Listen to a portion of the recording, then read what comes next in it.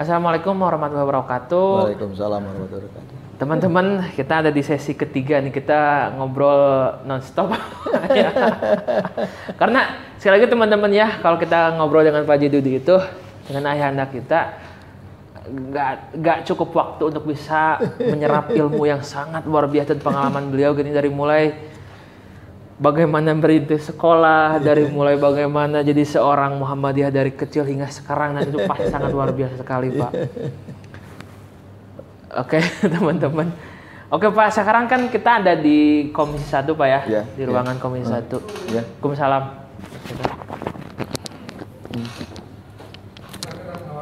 Ya, Pak. Di atas di bawah peda. Hah? Di bawah peda. Di Bapeda? Iraha? Tukang Marika. Terkawis narasumber. Oh, siap. Ayo, namanya abdi apa? Oke, atuh abdi iraha kereseng deui nya kerapnya. Ya. Kan itu. Siap. Sok, bias. Berapa menit, Pak? Ya sok kereseng lah. Da Oke, itu udah. mungkin aya nu ngawakilan. Siap. Oh, gitu. Siap. Oke, teman-teman, kita lanjutkan dulu. Pak, ini Pak Langga penasaran loh, Pak. Jadi kan teman-teman kita itu sekarang ada di ruang Komisi 1 DPRD Kabupaten Sumedang, dan gak semua orang loh bisa hadir di sini. Jadi saya Langga bangga sekali loh, Pak. Terima kasih, Pak. Ini bagaimana ceritanya, Pak? Seorang Pak Haji Dudi gitu namanya.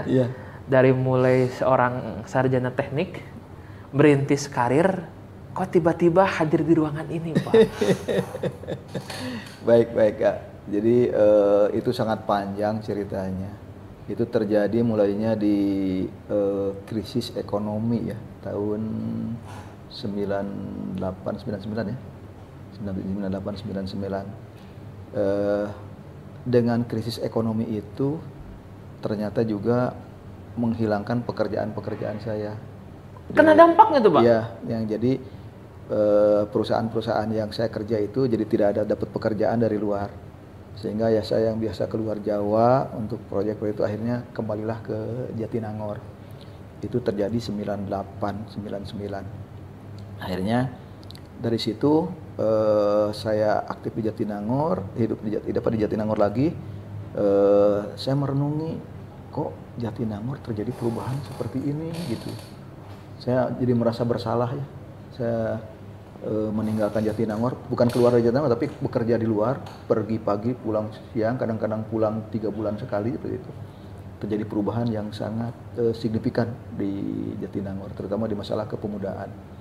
Itu yang membuat saya ini, sehingga dari situ saya terjun ke masyarakat. Kebetulan di daerah saya itu banyak pengrajin, apa yang saya bisa lakukan untuk para pengrajin gitu. Akhirnya dengan bermodalkan kain ungu ukuran 60 x 60 atau ukuran yang merah biru seperti itu, saya bawa ke para pengrajin, kemudian saya bikin alas, kemudian produksi kerajinan di foto. Saya cantumkan ini bahannya dari apa, ukurannya berapa, segala macam, harganya berapa, semua itu difoto, semua pengrajin produk kerajinan itu. Kemudian saya upload ke medsos, ke medsos gitu, untuk membantu pemasaran mereka. Nah, ternyata dari pelajaran itu bergayung bersambut. ITB itu ada jurusan planologi menempatkan Jatinangor menjadi laboratorium kurikulum untuk salah satu mata pelajarannya, membuat kurikulum mata pelajaran. Silabus pelajaran, dan menempatkan Jatinangor menjadi laboratoriumnya, sehingga dibentuklah satu forum namanya Forum Jatinangor. Tapi forum itu beda dengan forum yang sekarang. Kalau forum-forum yang sekarang kan melembaga ya, ada akta notaris dan sebagainya. Ini forum itu benar-benar namanya forum untuk ngumpul saja, membicarakan tentang kondisi Jatinangor. Dari mulai ternyata dengan keberadaan perguruan tinggi itu terjadi degradasi moral, degradasi lingkungan, degradasi sosial dengan adanya perguruan tinggi. Degradasi, Pak? Ya, degradasi lingkungan, sosial, sama moral. Itu moral ditandai dengan banyaknya seks bebas, narkoba, lingkungan dengan banyak terjadinya banjir, gitu kan. Kemudian sampah menumpuk di mana-mana. Sosial dengan banyak usia kerja tapi tidak bekerja di situ. Ada perusahaan tetapi tidak menerima karyawan setempat gitu. Nah, dari pembicaraan itu berjalan sampai 2009 berjalan. Kemudian di dalam perjalanan itu selalu memberikan input kepada Sumedang ke sini.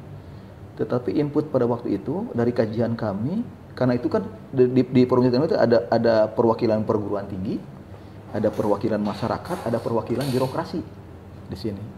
Nah, sehingga menimbulkan kajian yang benar-benar orisinil dari segi keilmuan, dari segi kenyataan di lapangan benar orisinil. Menjadi input ke sini.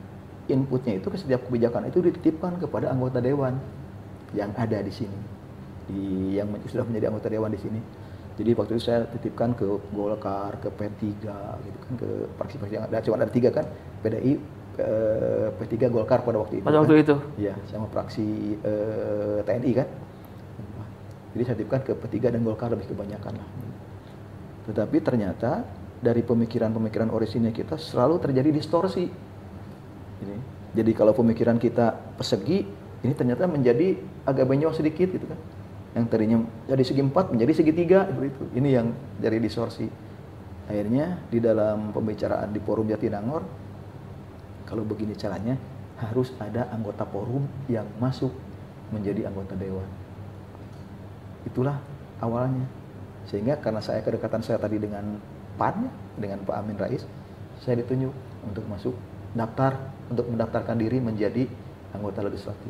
Tapi bukan partai yang menjadi dasarnya adalah masyarakat. Jadi yang memilih itu bukan memilih partai, memilih saya nama. Gitu. Nah, itu. Tetapi ya karena undang-undang politik yang lama itu bukan suara terbanyak, tetapi nomor urut dulu itu. Oh gitu Pak? Ya, sehingga saya itu nomor urut 2 gitu kan. Nomor urut ini kalah lah. Jadi meskipun harusnya menempati ini karena suaranya terbesar di Kabupaten Sumedang, suara PAN itu Jatinangor yang paling besar dari dulu, dari pertama itu. Harusnya masuk dari 99 itu. Karena udah masuk kalah oleh nomor urut gitu kan. Nah, tapi tidak putus asa. Terus berjuang di tahun itu 99, tidak. Tahun 2004 saya didorong lagi, masuk ikut lagi. Tapi tadi karena saya nomor 2, akhirnya nomor 1 yang dilantik. Sehingga terjadilah perjanjian paruh waktu, jadi setengah-setengah. Yang nomor 1 setengah periode, kemudian digantikan sama saya. Ya. Oh itu ada Pak? Ya, nah, itu di notaris perjanjiannya. Saya itu mendapat kebagian 2 tahun. Jadi saya masuk anggota DPRD itu tahun 2007. Alhamdulillah berdasarkan pengalaman apa yang kita lakukan di masyarakat, apa yang kita rasakan, apa yang kita resapi di masyarakat.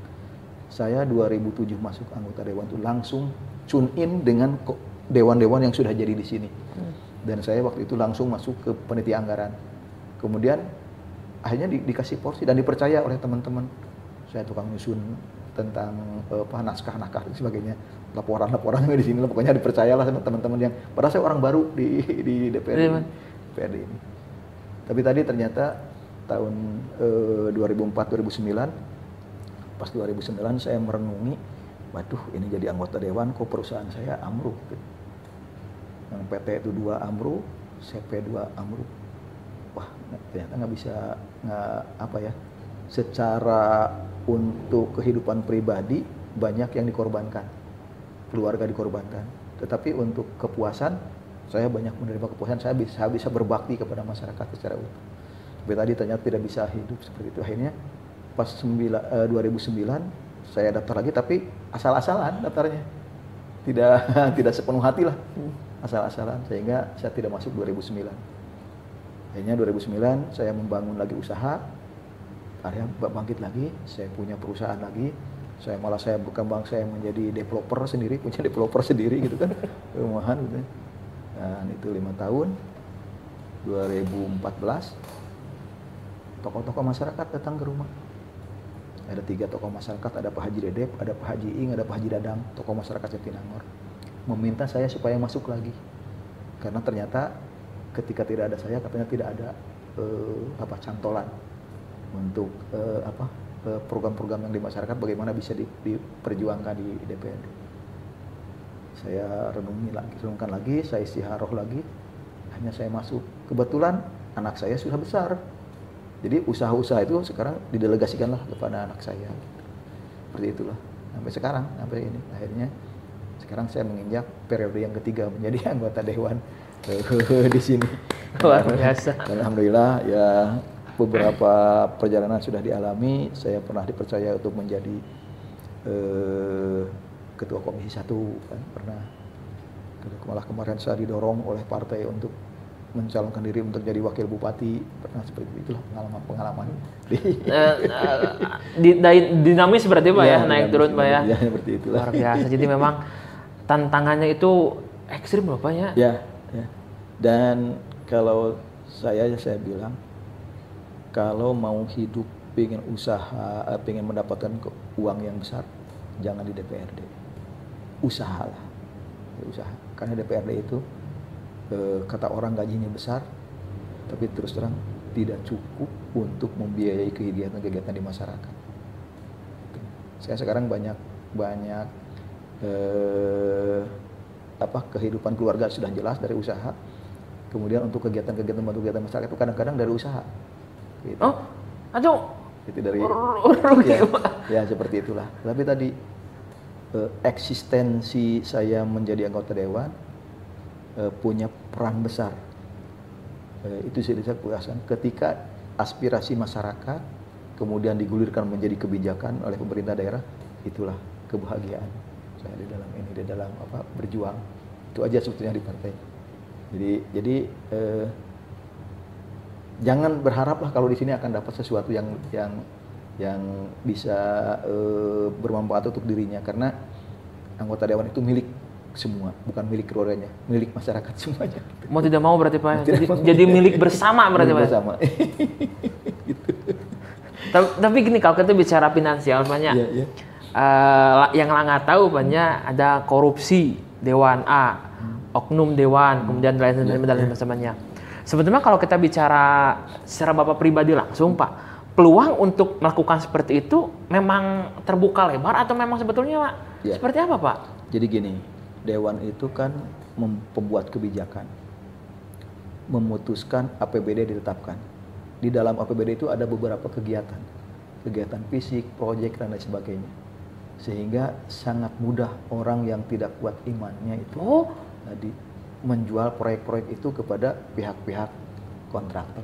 Kemudian dengan imbalannya menerima hadiah. Iya, hadiah. Seperti itu. Itu yang sekarang terjadi, korupsi. Kalau di korupsi nggak mungkin karena anggarannya tidak dibawa oleh anggota dewan. Tetapi tadi ada pemberian dari pihak ketiga terhadap anggota dewan karena memutuskan kebijakan itu menjadi kegiatan. Oh, jadi kan istilahnya mah legalnya ketok palunya mah kan di sini berarti Pak ya anggaran itu. APBD Sumedang itu ketok palunya di sini. Persetujuan di sini kan dibahas di sini. Pemerintah daerah itu cuma mengajukan. Jadi kita punya kewenangan. Ini diputuskan atau tidak. Gitu. Nah inilah yang sering disalahgunakan oleh teman-teman yang korupsi ya. Yang oknum-oknum Pak ya. Yang korupsi yang tadi sehingga masyarakat melabel bahwa banyak anggota dewan yang korupsi. Kalau korupsi tidak sih. Karena anggota dewan itu bukan pelaksana. Kalau korupsi itu kan saya membangun rumah seperti ini. Kemudian anggarannya umpamanya 200 juta. Nah, saya terapkan cuma 100 juta itu korupsi. Kalau kita kan tidak menjadi pelaksana. Tetapi kita mendapat gratifikasi dari pihak ketiga dengan kebijakan itu. Nah, itu yang sering menjerat. Makanya saya bilang, kalau tidak kuat-kuat iman, bahaya di DPRD ini. Oke. Penasaran Pak. Peluang kan mungkin banyak tapi pernah tuh Pak kepikiran istilahnya dalam artian ongkos politik kan besar Pak. Sebut saja ongkos politik. Ini kan istilahnya mah ada celah gak Bapak berbuat seperti tapi tidak Bapak ambil? Ada. Jadi sering periode yang lalu saya sering menerima titipan amplop yang tidak jelas. Oh, ada Pak? Ada, tetapi saya pisahkan di rumah itu. Di dalam laci, ini amplop. Saya bilang, ini ke istri ini jangan diganggu. Ini amplop yang tidak jelas. Dan ini harus disalurkan lagi kepada masyarakat. Jangan dinikmati kalau ini. Karena ini akan mengotori darah anak-anak cucu kita. Sehingga kalau uang-uang itu saya salurkan untuk ke masjid, untuk memasangkan listrik dan lain sebagainya, untuk PDAM, memasukkan PDAM kepada masjid, ke rumah-rumah rutilahu seperti itu. Kalaupun itu ada berarti Pak ya? Kalaupun ada. Saya sering memang ya kita juga tidak menutup ini ada yang orang-orang yang ini. Malah terus terang ketika saya dulu di Komisi 1, Ketua Komisi 1, ada pengusaha di sini karena saya sidak perusahaannya, kemudian saya rekomendasi ditutup. Mereka datang ke sini dengan membawa amplop. Saya tidak tahu, tapi pendamping, Pak ini ada titipan. Saya bilang panggil lagi orangnya ke sini. Panggil lagi. Kamu telah memberikan gratifikasi kepada saya. Bawa lagi ini, uang ini. Saya tidak mau ini. Kalau kamu ingin bekerja sama saya, lengkapi perizinannya. Jadi memang pengusaha itu kadang-kadang mencari celah kita. Oh, ini orang Anda kumaha ya cara gitu banyak. Mencari celah-celah kita dipaksa gitu. Ya tadilah kalau iman kita tidak kuat, ya akan terganggu juga dengan hal seperti itu. Oke, luar biasa, tepuk tangan buat Pak Haji Didi. Lanjutkan Pak. Ya, nah, siap. Jadi kan yang nggak tahu banyak ketika kita bicara anggota dewan ya banyak nanti korupsi bla bla bla. Sebenarnya bukan korupsi tapi gratifikasi. Gratifikasi, tidak ada korupsi anggota dewan. Jadi yang memang kasebut ke nama ada sesuatu yang memang sebetulnya nama itu nggak perlu ada, nggak perlu ada. Cuman ternyata memang amplop sesuatu yang tanpa ada nama dikirim ke salah satu anggota dewan yang telah mengetok palu suatu kebijakan. Betul. Gitu. Jadi mungkin disebut dengan gratifikasi. Cuman ini loh Pak, yang nggak tahu banyak berita korupsi itu kan hanya terjadi di berita. Ya. Yang mungkin notabene bukan di Sumedang. Cuma kan ternyata dari Bapak nggak tahu ternyata amplop kosong itu berseliweran juga gitu Pak. Bahkan sampai ke Bapak juga gitu. Betul. Itu sebenarnya tinggal niat orang mau tidak maunya berarti Pak. Ya. Jadi tadi apa sih yang kita masuk DPR itu untuk apa? Untuk mencari itu atau untuk mengabdi kepada masyarakat supaya kebijakan-kebijakan tadi sesuai dengan kepentingan masyarakat gitu. Itu sebetulnya dari sana awalnya. Kalau kita berpikiran bahwa keberadaan kita adalah untuk melakukan pembelaan kepada kepentingan masyarakat, itu tidak akan terjadi. Gitu. Karena kebijakan-kebijakan yang ditetapkan adalah sudah membela kepentingan masyarakat, dan itu menjadi satu kebahagiaan buat kita. Dan ini teman-teman gini loh, kalau kita sebut saja ya mungkin mohon maaf ya oknum-oknum yang mungkin kurang lebih 100.000, 200.000. Tapi kalau kita udah bicara dengan dewan kan itu angkanya udah bukan angka kecil loh Pak gitu Pak. Betul. Udah angka yang mungkin serinya sekian gitu Pak. Dan itu tinggal kumah iman orang berarti Pak. Ya. Jadi sebetulnya DPR itu sudah difasilitasi dengan gaji, difasilitasi dengan uang operasional, gitu kan. Meskipun dengan Perpres 33 sekarang operasionalnya jadi kecil ya gitu. Tetapi tidak menutup kita untuk tetap mengabdi kepada masyarakat. Jadi sudah terpenuhi di situ gitu. Jadi kalau tadi mencari hal-hal yang lain, ya itu yang harus kita kita hindari dan kita sikapi gitu. Yang kejadian-kejadian seperti itu gitu. Itu keren. Buat Pak Haji Didi. Jadi kan coba gini loh teman-teman, ya gitu kalau kita bicara 100.000 kan itu kan yang aduh gitu ya. Cuma kalau kita bicara udah sekupna kabupaten, udah bicara DPRD gitu uangnya pasti waduh. Saya pernah ada perusahaan di Jatinangor yang saya rekomendasikan ditutup karena izinnya belum keluar sesuai gitu. Nah kemudian lewat orang lain mereka memberikan uang. Pihak mana lah gitu banyak. Kita. Saya bilang simpen di ini. Nah, saya kan tetap konsisten. Saya bilang saya bukan melarang Anda untuk berusaha, tapi mengarahkan Anda untuk mentaati aturan-aturan untuk berusaha gitu. Ini loh harus ditaati, ini gini. Saya kasih solusi. Kalau ini harus seperti ini, harus seperti ini, seperti ini. Ya dianggap oleh teman-teman saya kan artinya masih tidak membela gitu ya, sehingga diambillah lagi lah uang itu. Saya bilang memang saya tidak butuh itu, silakan aja dia, saya kembalikan lagi uang amplop itu kan. Jadi tetapi ternyata dari perusahaan itu yang berterima kasih sampai sekarang ke saya, bukan ke orang yang tadi yang yang dikasih, yang mengasihkan uang orang tadi, ke saya sampai sekarang. Sekarang perusahaan itu bersyukur, Pak Dudi terima kasih, ternyata Pak Dudi itu betul. Jadi supaya kami itu berusaha dengan tenang dan sesuai aturan, sehingga kami memenuhi itu, dan sekarang kami berusaha dengan tenang sekarang. Ya itulah. Dan sampai sekarang apa coba? Berterima kasih mereka kalau musim Lebaran kadang ngasih ini parcel atau ngasih buah-buahan ke rumah. Itu seperti itu yang saya. Jadi hubungannya sampai sekarang terus baik dengan saya gitu, daripada dengan tadi orang yang dikasih uang itu. Kalau dikasih uang kan cuma 1 kali seperti itu kan, tapi kan sekarang hubungannya baik. Mereka juga usahanya sekarang lancar. Nah tadi dipenuhilah suatu persyaratan-persyaratan ini. Dan kalau kita sepertinya, kalau saya gini, saya mengasih ini loh tidak benar, harusnya ini dikasih jalan solusinya. Ini seperti ini gitu. Nah ini yang mereka ikuti. Nanti saya bilang ini izinnya ditembus. Nanti kalau ada masalah apa-apa, dipersulit dari dinas, bilang ke saya akan menembus ke itu. Tapi kalau saya harus dari awal, saya yang harus ngurus perizinan segala macam, saya tidak mau seperti itu. Karena ini menyangkut dengan biaya-biaya nantinya. Gitu. Nah, ini yang metode itu yang saya pakai. Jadi mereka silakan berhubungan dengan ini, dengan ini. Dikasih jalannya seperti itu. Gitu. Jadi biarkan mereka yang cari jalan yang memang sudah kita arahkan. Arahnya memang sudah seperti itu. Ini yang benar. Nah, ketika mereka menjalani itu dengan benar, akhirnya berhasil, kemudian berjalannya sampai sekarang usahanya. Tidak ada yang mengganggu segala macam gitu.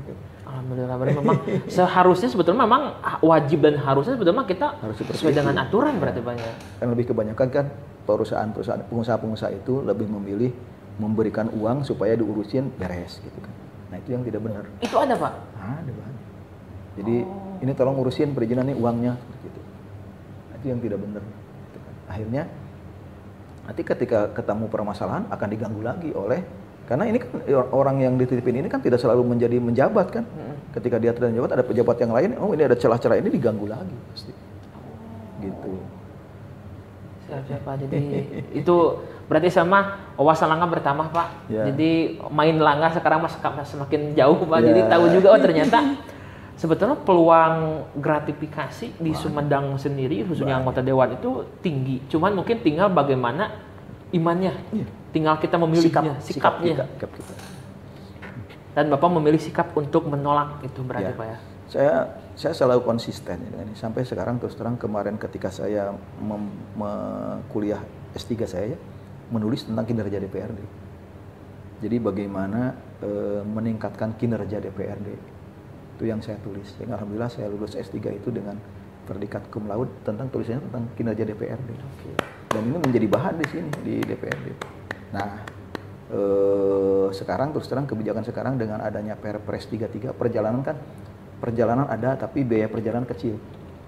Jadi tidak seperti dulu lah.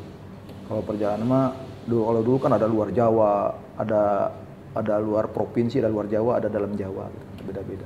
Kalau sekarang ada luar daerah, dalam daerah hitungannya dan kecil nilainya. Kalau berdasarkan itu tidak akan ya cukup untuk makan lah.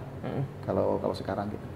Nah, sehingga saya dorong ini setiap anggota dewan itu harus punya meningkatkan kapasitas, harus menjadi narasumber di SKPD gitu. Ini yang saya tulis. Nah, dengan menjadi narasumber, anggota dewan itu berarti mempersiapkan materi kan? Kan kalau narasumber bicara itu harus ada materi. Betul. Dan kalau ada materi berarti mereka harus belajar. Iya. Nah, ini yang dituntut. Supaya kinerjanya baik, mereka mau belajar, mau mempersiapkan materi, mau menguasai masalah, sehingga bicaranya lancar. Oh iya. Itu. Ya. Itu yang saya tulis di disertasi. Disertasi Bapak? Ya. Oh ya, luar biasa. Oh ya teman. Sekarang dilaksanakan sekarang. Ini kebijakan total berarti Pak ya? Jadi kebijakan. Alhamdulillah luar biasa, keren. Jadi kan ini teman-teman ya, beberapa waktu yang lama sebelum mungkin lah nggak gabung di Muhammadiyah Pak ya, di Pemuda Pak ya. ada kan tulisan disertasi dokter Pak ya. Iya. Itu mohon maaf Pak nggak ngeh gitu. Dan ternyata langsung dibahas langsung sekarang oleh yang punyanya langsung. Yang mana menjadi sebuah kebijakan total Pak ya. Iya. Jadi sekarang mah semua anggota dewan itu wajib menjadi narasumber di setiap SKPD. SKPD mitra kerja gitu kan. Komisi 1 kan mitra kerjanya pemerintahan gitu kan. Terus pemerintahan desa, pemerintahan daerah, kemudian tentang kepegawaian, BKPDN, Disdukcapil, inspektorat gitu kan. Satpol PP gitu. Jadi kita nanti menjadi mitra kerja di wilayah-wilayah itu yang sesuai dengan mitra kerja Komisi 1. Oh, kan Komisi 2 ada 21 Pak ya? Komisi itu ada 4. Jumlah di Komisi 1 Pak? Komisi 1 itu ada 12 orang. Berarti 12 orang itu di nanti, dinas terkait? Ya, nanti kita bagi-bagi. Jadi di dalam satu ini ada 6 orang. 6 orang di dalam menjadi narasumber di satu SKPD. Gitu. Nanti bergiliran. Gitu. Jadi satu bulan itu, 1 minggu 2 kali menjadi narasumber. 1 minggu. Jadi 1 bulan itu 8 kali menjadi narasumber. Itu wajib. Anggota DPRD. Jadi sekarang mah kita nggak susah lagi ketemu anggota dewan berarti Pak ya? Iya. Jadi dimanapun akan ketemu kan ini kemudian akan kelihatan kapasitas intelektualitas anggota dewannya. Gitu. Keren. Luar biasa. Jadi yang tadinya hanya sebatas disertasi dan diaplikasikan, nah semoga ini berlanjut Pak ya. Dan wajib berlanjut agar kita semua masyarakat tahu wakil rakyatnya siapa aja gitu punya Pak. Punya kapasitas tentang apa yang diembannya itu gitu. Itu sekarang. Luar biasa teman-teman. Jadi memang semoga gitu Pak ya. Perhatikan Langga pun yang Langga kan sebetulnya Pak kalau lembur nama orang tua apanya Tanjung Medar. Jadi tahu kalau Dewan Langga itu siapa aja di mana di mana untuk istilahnya Mas KPD yang dipegangnya. Jadi lebih mudah lagi gitu. Ya Pak. Kalau yang sudah pengalaman sudah beberapa periode kayaknya sudah terbiasa ya berbicara di depan masyarakat. Karena anggota dewan itu modalnya berbicara. Kalau tidak bisa berbicara bukan anggota dewan. Ya, betul. Itu. Nah, ini kan dengan sekarang model pemilihan yang baru, suara terbanyak, siapapun memungkinkan untuk menjadi anggota dewan. Kalau suaranya terbanyak, orang yang tidak pernah berorganisasi pun bisa menjadi anggota dewan. Kalau dipilih oleh masyarakat dengan apapun caranya gitu kan. Nah ini yang sehingga kapasitasnya itu ya tadilah bisa diperkirakan seperti apa. Karena orang tidak pernah berorganisasi, orang tidak pernah bicara gitu kan. Saya itu dulu orang yang berhadapan dengan benda mati, menggambar, bangunan, gitu. Jadi orang yang tidak pernah banyak bicara, merencanakan aja setiap ini. Tapi ketika saya masuk forum Jatinangor, saya dituntut untuk banyak berbicara. Akhirnya, apalagi ketika jadi anggota dewan, saya sudah terbiasa akhirnya berbicara. Nah, ini bagaimana orang yang tiba-tiba masuk, yang tidak melalui tadi tahapan-tahapan berorganisasi gitu kan. Tiba-tiba harus masuk, kemudian menguasai masyarakat yang demikian banyak se-Kabupaten Sumedang, bayangin. Nah, sehinggalah akan kelihatan nanti kapasitas anggota dewan depannya berarti dan itu luar biasa Pak.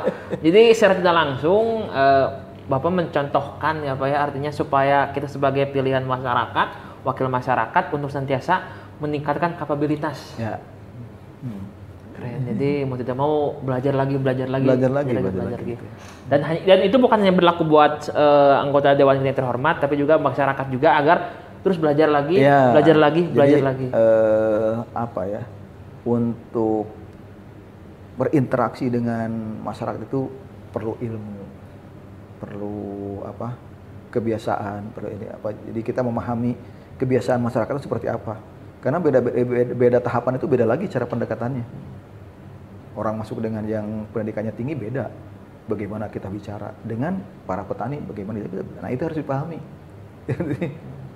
Setelah itu baru akan teruji kalau menjadi anggota dewan. Oh ini baru akan terbiasa. Luar biasa, tantangan tersendiri itu keren, luar biasa Pak.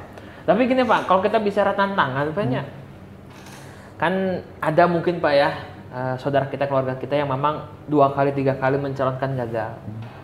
Kemudian juga Bapak kan alhamdulillah ya istilahnya memang udah spek jalannya Pak ya. Ya. Itu tah. Tapi sebetulnya Pak kalau kita bicara tentang proses untuk seorang anggota dewan itu secara kualitas, kapasitas, kemudian juga biaya dan sebagainya, boleh di-share nggak Pak itu Pak?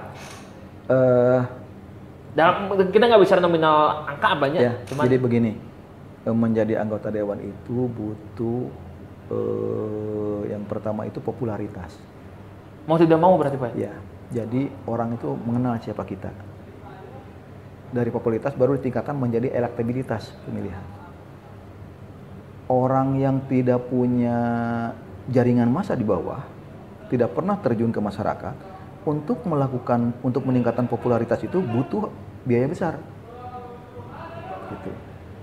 Mungkin biaya itu dengan kegiatan, dengan melakukan event-event, atau dengan membantu kepada masyarakat, membuatkan masjid dan sebagainya sehingga orang menjadi terkenal, popularitas. Berarti biayanya cukup besar untuk menjadi naik untuk orang-orang yang baru. Tetapi orang yang sudah beraktivitas di masyarakat cukup lama, popularitas sudah tidak perlu lagi karena orang sudah mengenal siapa dia gitu kan. Nah, tinggal meningkatkan elektabilitas. Nah, elektabilitas itu dilakukan dengan komunikasi dengan orang-orang tersebut. Visi saya itu apa? Kalau saya menjadi anggota dewan akan apa? Kemudian keinginan Anda itu apa? Nah, dari situ baru mereka akan percaya, baru memilih kita. Nah, jadi tadi kalau mengikuti ukuran besar atau tidaknya untuk menjadi anggota dewan itu relatif. Kalau orang yang baru-baru pasti karena butuh meningkatkan popularitas. Gitu. Tadi bukan memberi uang kepada masyarakatnya, tapi menciptakan kegiatan-kegiatan yang pasti butuh biaya kan. Semuanya gini, saya mau adakan turnamen volleyball supaya masyarakat tahu saya. Berarti kan untuk biaya itu cukup besar. Gitu kan. Hadiahnya, pelaksanaannya gitu. Kemudian supaya masyarakat sana kenal, saya bantu masjid untuk membangun masjid. Butuh biaya besar kan. Nah, itu yang membuat nilai bukan money politik kan, nilai apa sih? Biaya politik itu besar. Itu. Tetapi tadi untuk orang-orang yang sudah mengawali dari awal, bergaul dengan masyarakat, keaktifan masyarakat, itu cukup murah. Saya termasuk yang gitu.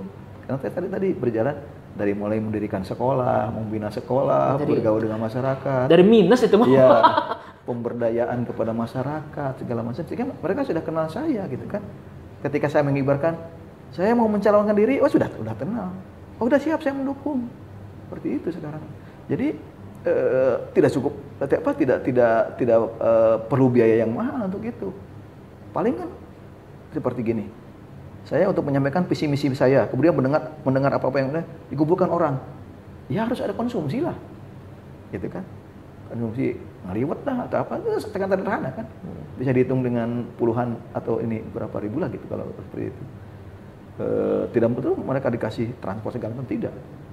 Nah, ini yang sehingga agar biaya politiknya rendah, ya harus menanam dulu investasi kepercayaan kepada masyarakat. Dan itu perjalanannya panjang. Ya, kalau yang ujug-ujug karbitan mahal. Sehingga mereka butuh ratusan juta untuk menjadi anggota dewan tadi karena seperti itu. Ujug-ujug. Siapa? Jadi itu kejawab ya teman-teman semua ya. Jadi biaya total itu bukan biaya tok kita ya sebut kena money politik enggak, tapi lebih kepada memang resiko orang nggak populer, nggak punya karya di masyarakat. Karya, gitu. Jadi akhirnya masyarakat juga nggak apa yang bisa, artinya seperti mohon maaf ya, Langga lamun nyalonkan kan Langga itu sah. Ya, gitu. Jadi ketika Langga ingin niat ngebet hayang jadi, melakukanlah Langga segala cara untuk popularitas. Kan basisnya dapil kan untuk pencalonannya, dapil. Dapil itu kan terdiri daripada berapa kecamatan, berapa desa, berapa RW, berapa RT gitu kan. Nah, itu kan untuk mengkolek di dapil itu kan butuh biaya yang besar untuk meningkatkan popularitas supaya mereka itu kenal siapa saya kan gitu. Itu sebetulnya. Kejawab ya. Jadi jangan takut masuk anggota DPRD itu wah maulah biayanya besar, tidak kalau menurut saya. tapi harus dimulai dari sekarang. Oke. Gitu. Aktivitas di masyarakat seperti itu gitu. Jadi lakukan langkah sederhana dengan mulai bermanfaat bagi minimal diri sendiri, Ya. keluarga, Ya. RT, RW hingga yang lebih besar karena tetap lamun manfaatnya mah karasa mah Betul. mudah berarti banyak. Betul. Ya orang sudah kenal itu yang sudah kenal kita, menanamkan kepercayaan. Oh, jadi lamun milih si imam percayalah saya lah, udah terasa harus bergaul demikian. Oh, kejujuran anak ini kan seperti itu. Saya percaya, nah itulah timbullah elektabilitas tadi, pemilihan elektabilitas baru percaya kita, sehingga suaranya naik, jadilah anggota dewan gitu kan. Ya, dan itu kita dapatkan ilmunya di sini, itu di keren luar biasa teman-teman Pak. Itu teman-teman bukan berarti menakut-nakuti, enggak, bukan berarti juga mengarahkan, tidak juga, karena itu pilihan juga. Cuman yang jelas mulailah dengan bermanfaat bagi lingkungan teman-teman semua. Ya, makanya buat teman-teman pemuda Muhammadiyah, kalau memang ada niat itu sudah ladangnya sekarang. Artinya dengan aktivitas sekarang, Anda sudah berinvestasi popularitas. Gitu. Betul. Dan itu Langga bagian dari sana. Langga sekarang udah terkenal dengan oh ini ternyata YouTuber itu dikenal, ya udah dikenal orang. Sama dengan artis itu kan. Ya. Artis itu kan tidak butuh biaya besar untuk itu, tinggal elektabilitas saja artis itu. Tinggal pembuktian bersama ya. Jadi tinggal turun ke masyarakat. Saya mau mencalonkan dan mereka sudah kenal artis itu.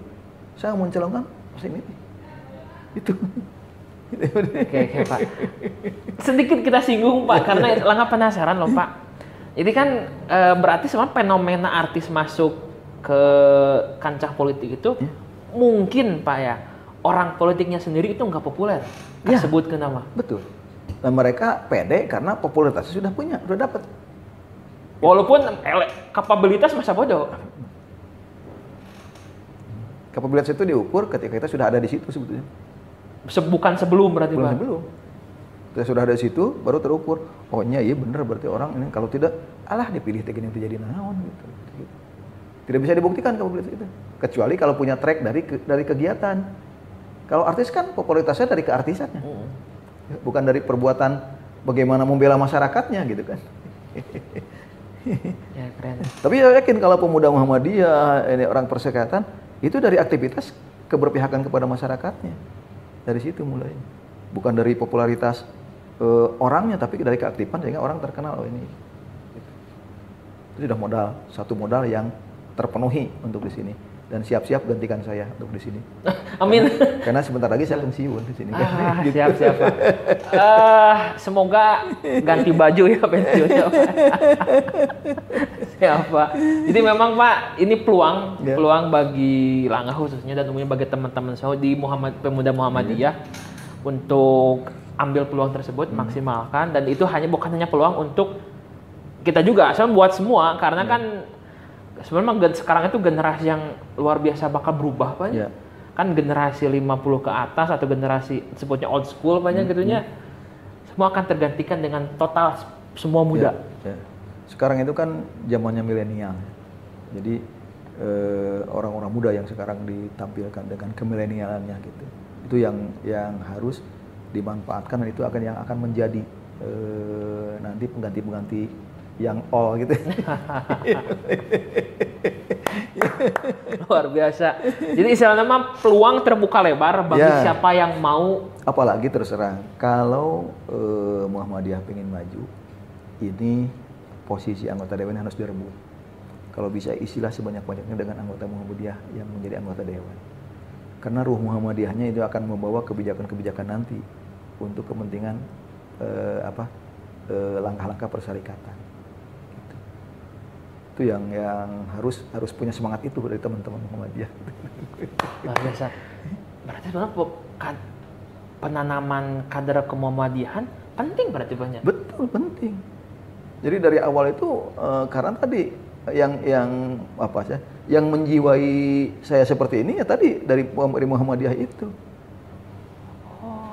Gitu. Mungkin kalau saya bukan orang Muhammadiyah, mungkin tidak seperti ini saya. Nah, itu kita punya tanggung jawab. Oh, kalau saya berbuat ini, masa orang Muhammadiyah?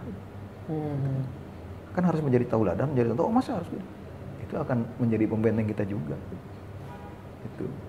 Dan kalau saya harus memajukan Muhammadiyah, jangan sampai mencoreng kegiatan-kegiatan saya. Kalau nanti mencoreng, alah anggota Muhammadiyah, anggota Dewan Muhammadiyah, gitu. Malunya 2 kali berarti Pak? Iya, malu pribadi, malu lembaga, gitu. Luar biasa, tepuk tangan buat Pak Haji Dudi. Pak, kita closing statement Pak. Iya. Sebagai seorang anggota Dewan Pak, anggota Dewan yang terhormat, gitu, Iya, betul. apa yang ingin Bapak sampaikan? Ya. Kepada mungkin banyak orang di luar sana Pak. Ya. Jadi begini ya, saya ditawari untuk menjadi Dewan Provinsi dari sejak saya menjadi Ketua DPD PAN. Tapi saya tidak sambut. Saya bukan tidak ingin. Karena apa? Pribadi saya pribadi yang senang bergaul dengan masyarakat. Gitu. Anggota Dewan Provinsi tidak cukup banyak. Anggota Dewan Pusat tidak cukup banyak bertemu dengan masyarakat. Mungkin mereka cuma 1 semester sekali lah, atau sama satu reses sekali. Tapi saya yang di DPRD Sumedang pasti setiap saat akan bertemu dengan masyarakat. Itu yang saya senangi, kenapa saya memilih terus untuk di sini, untuk di tahapan ini. Dan ini yang membuat semangat saya untuk memperjuangkan tadi aspirasi-aspirasi masyarakat supaya bisa terwujud menjadi kebijakan. Apalagi untuk Sumedang, karena saya tadi dari awal digambarkan saya adalah keturunan Sumedang segala macam, sehingga kecintaan Sumedang sangat tinggi.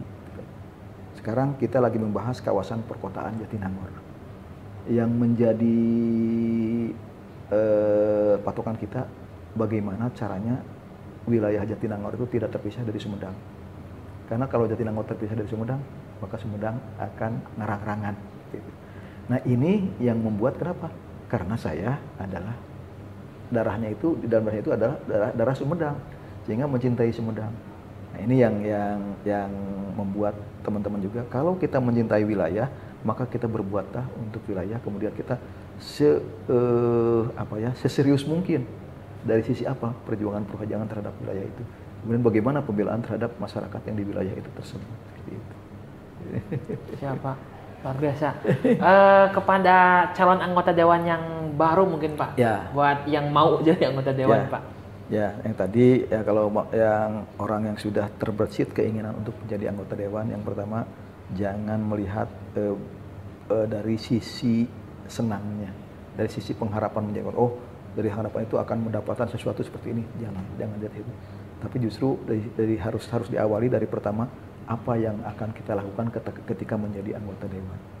Karena sekecil apapun yang kita putuskan itu tersangkut dengan kepentingan masyarakat secara luas. Sehingga persiapkanlah dari sekarang, ditanamkan di hati bahwa saya ingin menjadi anggota Dewan entah untuk melakukan perubahan-perubahan yang terbaik guna melayani kepada kepentingan masyarakat. Dan persiapkanlah dari sekarang, buat yang ingin menjadi anggota Dewan, silakan berinteraksi dengan masyarakat, beraktivitas dengan masyarakat, kemudian tunjukkan bahwa kita adalah bagian daripada mereka, sehingga mereka mengakui, oh iya betul, ketika ini dipilih ini adalah orang kita yang akan membela kepada kita, seperti itu. Nah ini yang harus kita persiapkan.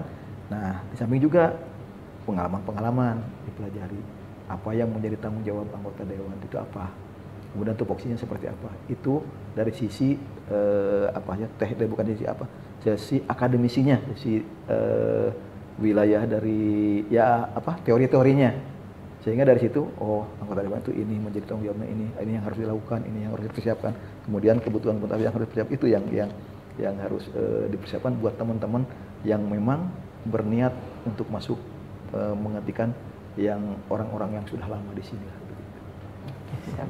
Luar biasa, tendangan buat Pak Haji Dudi. Amazing loh teman-teman.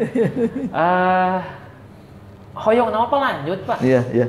Karena mau ayat tungtungna, jeung Bapak pengalaman di semuanya. Biasanya kalau orang sudah berbicara di saya, kalau dari sore sampai subuh itu tidak pernah ini. Mau ayat tungtung. Tidak. Jadi banyak sekali pengalaman-pengalaman yang yang bisa digali, dan itu tergali kalau ada yang partner bicara.